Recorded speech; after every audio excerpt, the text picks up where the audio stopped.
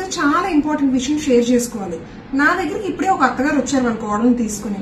ఆవిడ నా దగ్గరికి ఒక 3 months బ్యాక్ ప్రెగ్నెన్సీ కోసం ట్రీట్మెంట్ తీసుకోవడానికి వచ్చారు.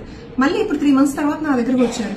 వచ్చి ఆవిడ ఒకటే మాట, అర్జెంట్ మా కోడలికి ప్రెగ్నెన్సీ రావడానికి మందులు ఇచ్చేయండి, ఆ మందులు తినేస్తాం, మాకు ప్రెగ్నెన్సీ వచ్చేస్తుంది అన్నాడు. ప్రెగ్నెన్సీకి ట్రీట్మెంట్ ఆర్ ఇన్ఫర్టిలిటీకి ట్రీట్మెంట్ అనేది ఒక సీరియల్ ప్రాసెస్ లాంటిది. ఏదో ఒక టాబ్లెట్ ఇస్తానో లేకపోతే ఒక మందు ఇస్తానో ప్రెగ్నెన్సీ అనేది రాదు. మీరు సీరియల్ చూస్తారా, కార్తీక్ దీపం లాంటి సీరియల్స్ చూస్తారు కదా, అందులో ఎలాగైతే సీరియల్ గా ఒక్కొక్క ఎపిసోడ్ జరుగుతుందో ప్రెగ్నెన్సీ ట్రీట్మెంట్ లేదా ఇన్ఫర్టిలిటీ ట్రీట్మెంట్ కూడా serial activity. Serial treatments, serial scans అన్నవి చేసిన తర్వాతే మనకు క్లారిటీ అనేది వస్తుంది. ఒక్కసారిగా ఓం బీ బుష్ అనగానే ప్రెగ్నెన్సీలు వచ్చేయడం లాంటివి ఏవి జరగవు. అప్పుడు కుంతీదేవికి సూర్య భగవానుడు ప్రెగ్నెన్సీని సృష్టించినట్టు నేను కూడా ఇప్పుడు సృష్టించాలన్నమాట. తన నాతో అదే గొడవాడుతుంది. ప్రెగ్నెన్సీకి బిల్లలు పెట్టమని మీకు 3 నెలల క్రితం మా పాపను పంపించాను, అసలు మాకు ప్రెగ్నెన్సీయే రాలేదని. ఒక 1 month లో జరిగిపోయే ప్రాసెస్ కానే కాదు ఇన్ఫర్టిలిటీ.